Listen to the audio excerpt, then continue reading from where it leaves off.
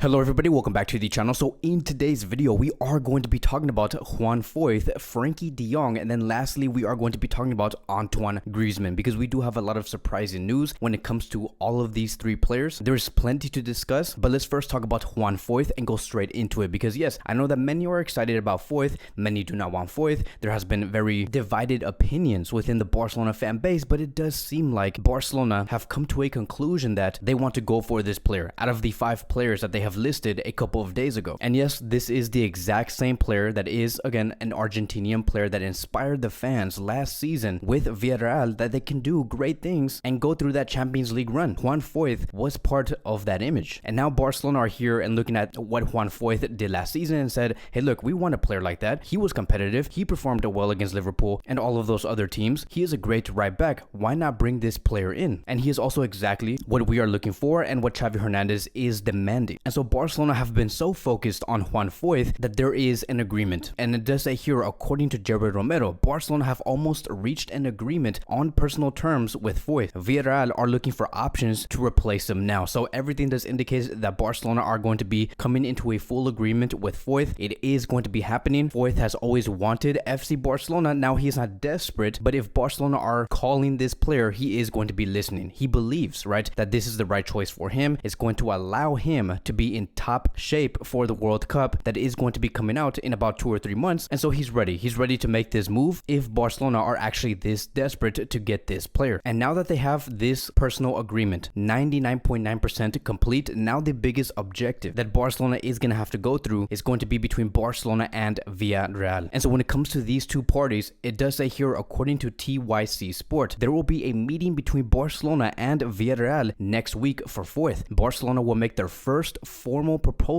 for the right back. It won't be the same figure as the clause, which is 42 million euros, but they will be very close to it. And let me tell you guys, if Barcelona actually pay around 37 to 38 million euros, maybe around there, maybe it could be 40 million euros. If it's around that range, Barcelona are going to be making Foyth the most expensive right back of the summer. Not the most expensive fullback, because when it comes to the most expensive fullback, if we talk about the left back position, Cucurella does have that title as the most expensive fullback within this summer so far because of that move that he made to Chelsea. But if Barcelona actually pay the 37 to 38 to maybe even 40 million euros and Villarreal accept that fee, then they will make him the most expensive right back of the summer. And I do not even think that this transfer is going to be easy. I'm just going to expect that Villarreal are going to be saying, no, we want 42 million euros, we want 43, 45 million euros for this player. And the main reason why I am saying that it is because La Liga has started. Villarreal has already played their first game, and the last thing you want to do as a club is to sell players while you're in the middle of the season. You never want to do that, because the only thing that's going to happen to Villarreal if they do let go of this player is now that they're going to have to re-strategize their approach for the season, and you should never do that and try out new things while you're already in the season. So Villarreal are not going to be making it easy at all. Barcelona are still going to continue to pursue for this player, and let's see how everything does turn out within the end. But as we continue through this video, I do have a special word from our sponsor. So our sponsor for today, it is going to be Top 11. Top 11 is a free-to-play football universe and a game in your pocket. The game puts you in charge of your very own football club, meaning that you'll be able to sign whatever superstars you can for your team, create your own stadium, run the training sessions, set up formations, and lastly, which is the best thing, lead your squad towards winning trophies. In every season that we go into, there's always going to be great improvements within the game that you guys are going to be enjoying. So Top 11 2023 is now live. You should be getting your club, your team ready like now, immediately, because it's going to be action-packed and it's going to be a lot of fun. There's going to be new features arriving like every few months, and there's also going to be 3D live match improvements that is going to be going on live. And when it comes to this 3D live improvements, right, this is basically the game's newest feature and the most up-to-date feature, because improvements, when it does come to this, it does come every season, and it is another way of just playing this game in a very exciting way. It's going to be a more immersive experience. So Top 11 is going to be available in your iOS, Android, Microsoft Store, and web browsers. So it's going to be extremely accessible, and it is a game for everyone. The game has already been played by 260 million players worldwide and does have a rating of 4.6 stars out of 5. And this is coming from a total of 5.5 million reviews, and it is also currently available in 31 languages. So again, it's accessible for everybody. Anybody can use it. There's something for every football fan in Top 11. You can customize your own ground, collect jerseys and emblems, and so much more. If you guys do want to download Top 11, you can. So there is going to be a link down below below where you can download Top 11. And then from there, again, you'll be able to install the game and then start immediately from there and start your great world-class team. Keep in mind, this is again a sponsored video, so if you guys do click that link, you guys will also be able to greatly support this channel and keep this channel running in order for us to continue making these Barcelona videos. But now let's get back into the video. So now that we're back, now let's talk about Frenkie de Jong. And it's going to be a very brief update because many are asking, like, what is going on with Frenkie de Jong? Is he going to be leaving? Yes or no? We have like 2 weeks left. Where is Frenkie going to go? Is he going to go to Manchester United, to Chelsea? Is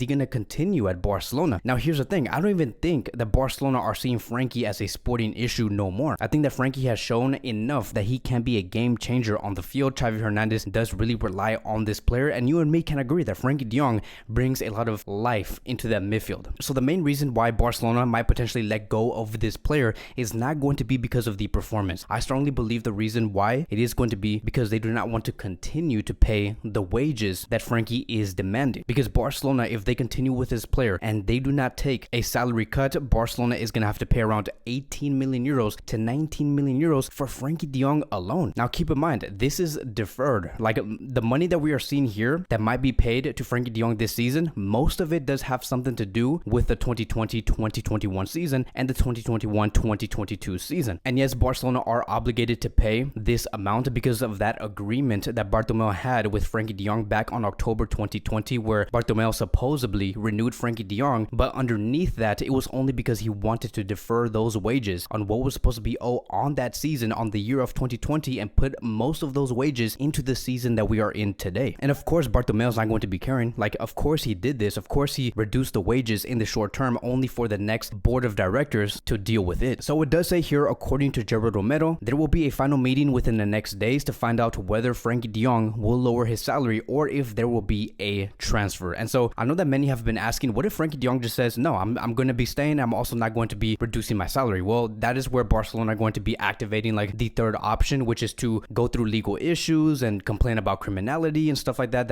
many of us do not even want to talk about, and hopefully it does not go in that route. But as of now, there are two main options, which is to either let go of Frenkie de Jong or lower his salary. Hopefully Frenkie does lower his salary and make more room for FC Barcelona to sign more players, and we'll see how it goes. Now let's move on towards the next phase of this video, and now let's talk about Antoine Griezmann. I know that this may not seem like this is Barcelona focused, but it really is, and I'm going to give you guys like some context on what all of this is all about. So last season, which is the 2021-2022 season, Griezmann did not have his best season. He scored 3 goals and provided 5 assists within 29 games. And if you compare these type of numbers to what Antoine Griezmann did before he moved to Barcelona when he was at Atlético Madrid, many are seeing that season as Griezmann's first season of his downfall. Many are saying that Griezmann can no longer be the same player that he once was. And there has been many stories about Atlético Madrid saying that it's time to move forward, we need to build around other players, because if they take their time to build around Antoine Griezmann and try to re-strategize what they were going to do with Griezmann, they're going to be questioning, why would we build around Griezmann